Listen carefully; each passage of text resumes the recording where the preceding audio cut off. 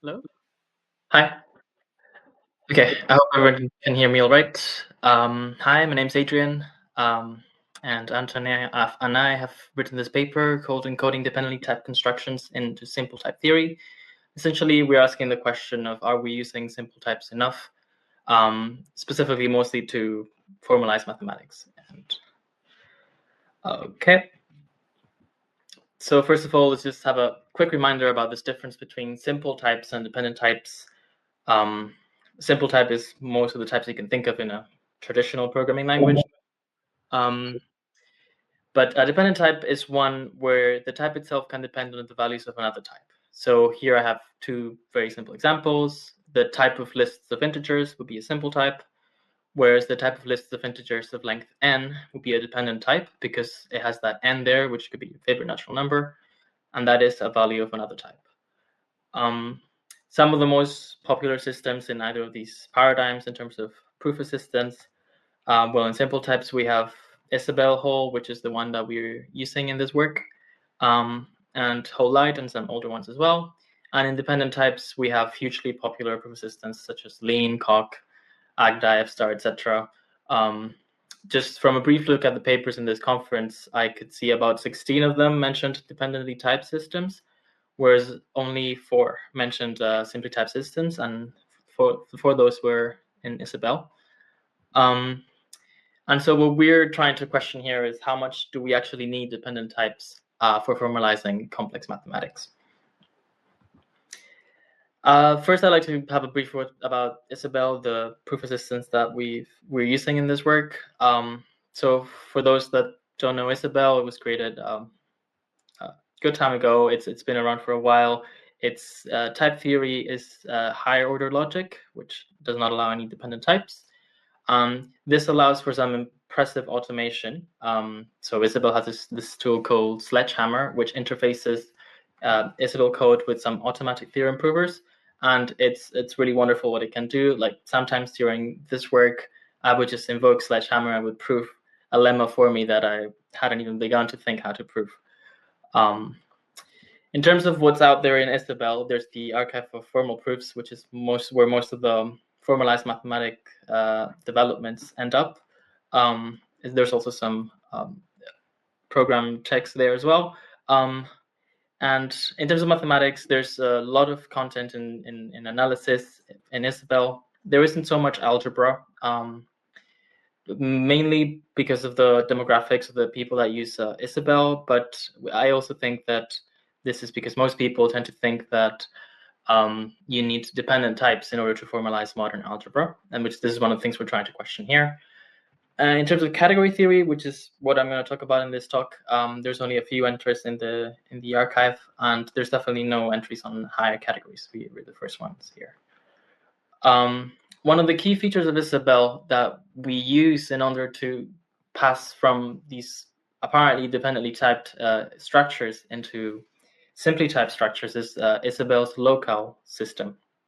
And locals are essentially, their basic use case is when you have this pattern of a structure set together with some operations and some axioms on these operations. So, for example, groups, rings, modules, your modern algebra structures all fit into this locale framework. Here I have the example of the locale for a ring. Internally, a locale is just a predicate. So essentially, does this set with these operations satisfy the axioms of a ring? They act a bit like type classes in other proof assistants, for example, in Lean, but they're more general because a given, so for example, a type can only be a member of a type class in one way, whereas a type in Isabelle or a set on that type can be a member of a locale in many different ways.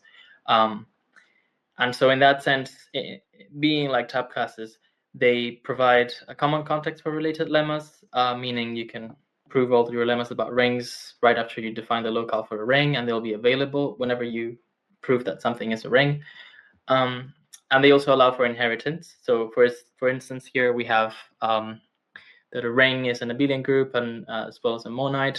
And so all of the lemmas that you've already proven about abelian groups and monads are available to you when you have a ring.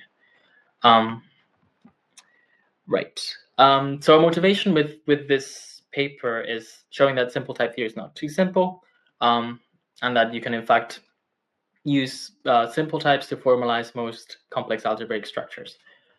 The first step to question this claim that I have written here was Anthony, so the other author of this paper, Anthony Bordg, Lawrence Paulson, and Wendell Lee in Cambridge. They managed to formalize Grothendieck schemes in Isabelle, therefore not using any dependent types. Today we're going to talk about strict infinity categories, and hopefully in the future we can see this develop further into weak infinity categories. Why we've decided to talk about these is because there's very little higher category theory formalized in any proof assistant, really. As far as we know, there is only strict infinity categories in Coq, and weak infinity categories have also been formalized in Coq in a form. However, they needed an extra equality, strict equality. So Coq is a dependently typed system, and in order to formalize these weak infinity categories conveniently, they needed an extra equality there. So in a way, they're extending the type theory. And just for anyone, if someone hasn't heard of higher categories before, just a quick look. So in an unusual category, you have objects and morphisms between them. So here, this with the 0th and 1st level on the table on the left. In a higher category, you also have morphisms between morphisms. That would be the 2nd level, and so on and so forth. So because it gets very hard to say the word morphism between morphisms and so on, we just call these n cells instead. Of course, because these are categories, there's an associated notion of composition for cells and also identities.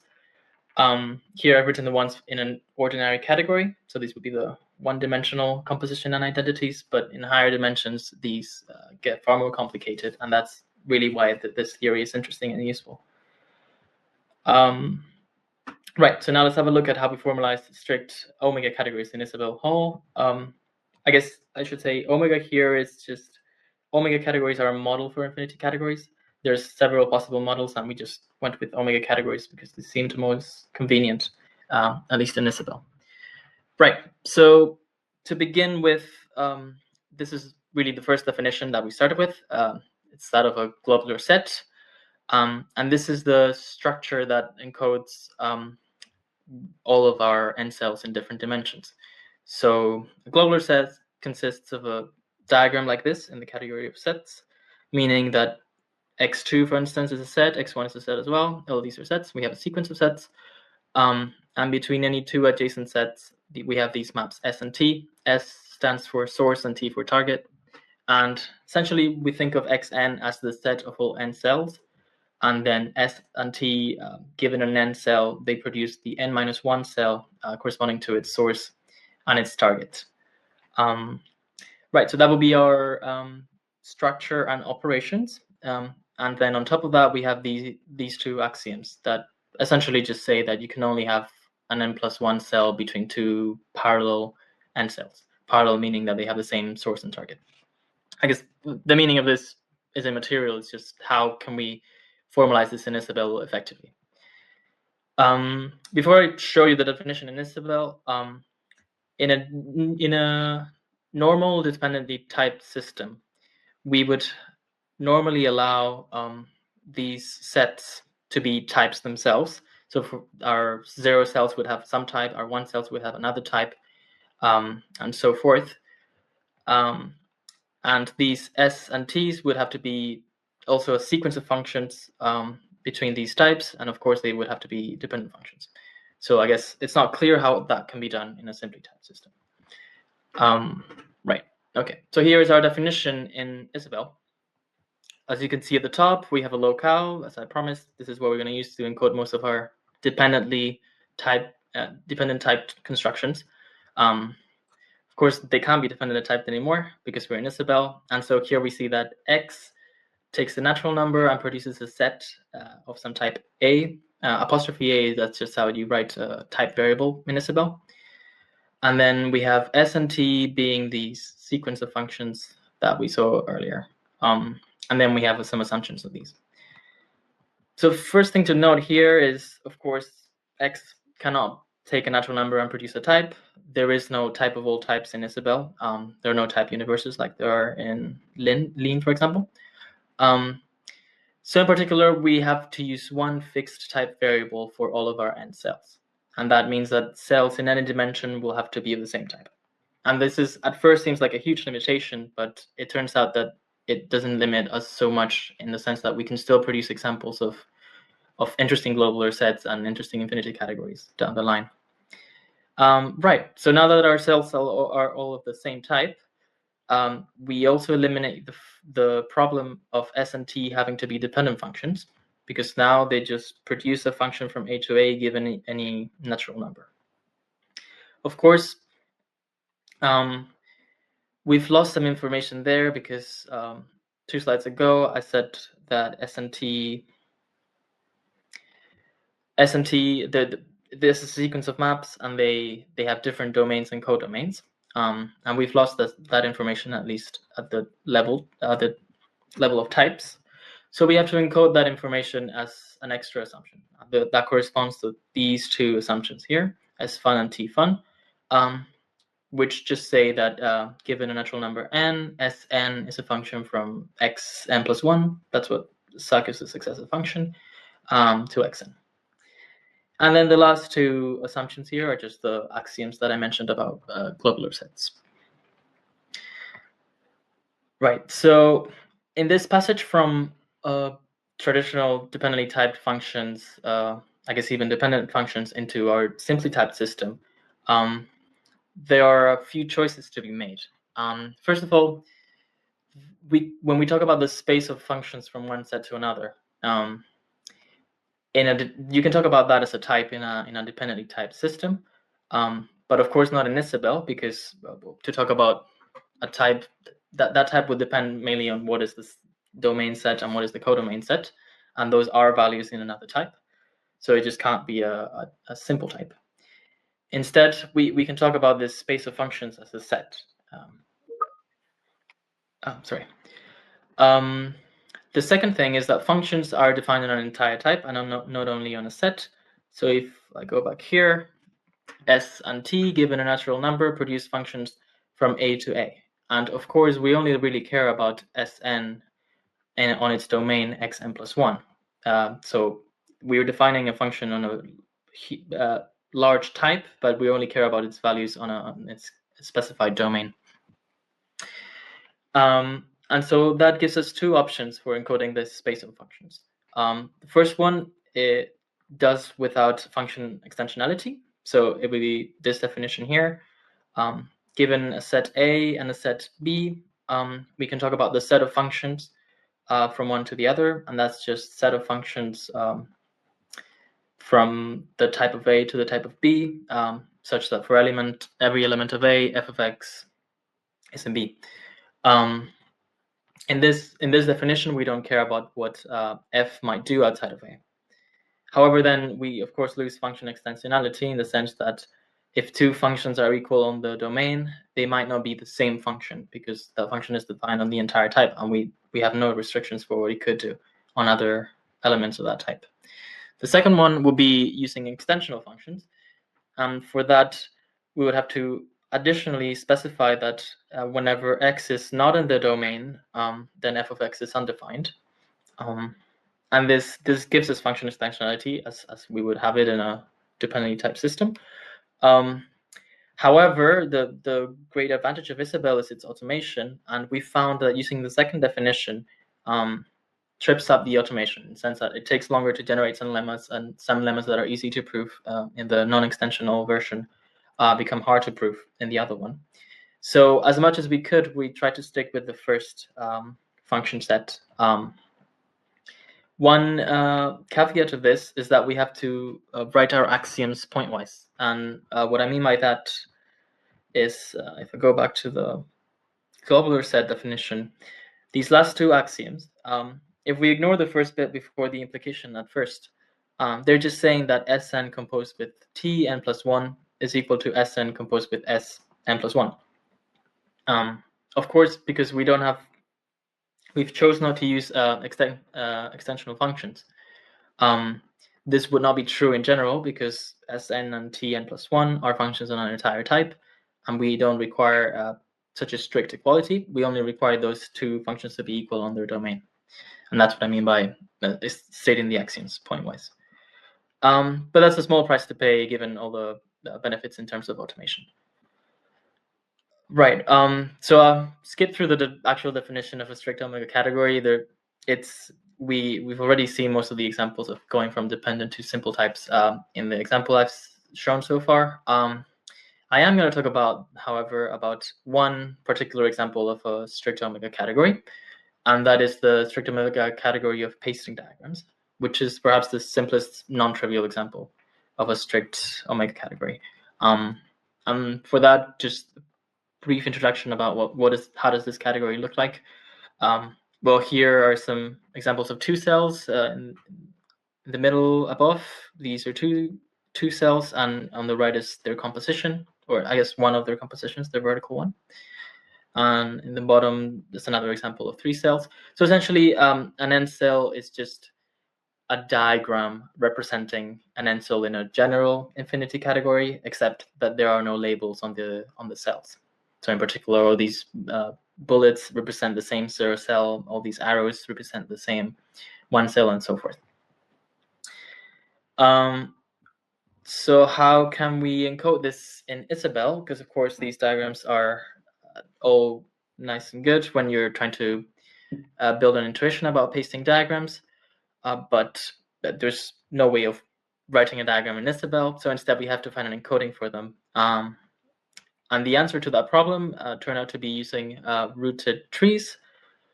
And so once you know it, it's quite simple. So this pasting diagram here would correspond to this tree. In a sense, the number of nodes in a level. So if I call the root the 0th level, and then the next layer is the first level, the fact that there are 3 nodes there means that there are 3 horizontal steps on the diagram to the left. Then that branches out, giving us the number of vertical steps, in this case, inside each of those horizontal steps. So here on the left, the first horizontal step has 3 vertical steps inside it, and that's why we have 3 nodes in the second level up there. Next one has none, and then the third one has 1. Right. This encoding turns out to be really useful because it allows us to go from diagrams into trees pretty easily. But most importantly, the operations that you need in order to have an infinity category, that is, well, having the source and target maps, as well as having... Oh, 1 minute left. Sorry. Right, okay, I'll just skip this. I guess it just means it's a good encoding. I want to finish with this sketch of how you go from dependent types into simple types. And essentially, we've seen examples of this along this talk. The big caveat here is that when we're trying to go from dependent functions into simply typed functions, we need this big enough type that I'm calling little b here, that will be big enough to encode all of the types in this type family capital B that you have in a usual dependent function. Right. In terms of dependent products, well, global set is an example of a dependent product, and you've seen how one can do that. Right. One limitation of this is that there is no equivalent of the type universes that you have in Lean, and as we saw, there is no type of all types. So sometimes we have to restrict our type information a lot. Right. And just to finish, the takeaways from this are that Isabelle and simple type theory is enough for strict omega categories, and we have a sketch of how you could convert from dependent types into simple types in a convenient way, crucially using locales. And moving on forward, we like to see weak infinity categories in Isabelle. As I said, they were formalized in Coq, but with the extension to the type theory, we believe it should be possible in Isabelle. And lastly, we just need to do a bit more work to check the faithfulness of our encoding and really test its limits. And that's everything I wanted to say. Thank you very much.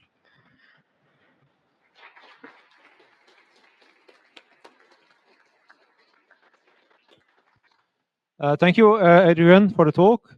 we have time for one, maybe two questions.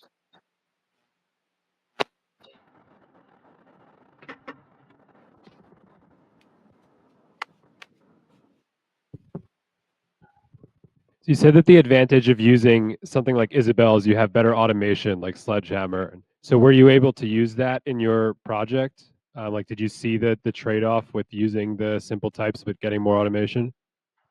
Yeah, definitely. And even as I mentioned with these extensional or non-extensional functions, the difference was vast when we were using the non-extensional one. So in the sense, having a simpler type theory greatly aids the automation.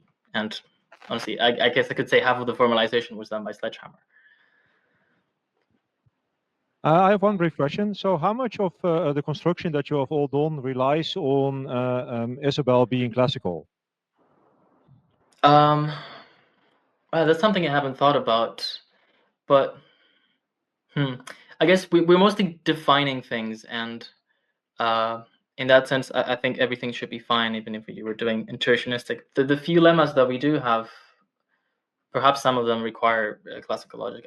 I can't be sure at this use point. the choice operator of Isabelle for defining things? Sorry? Do you use the choice operator of Isabelle? No, at no point. Okay, good to know. Okay, let's move on to the next speaker, and let's thank Adrián once again.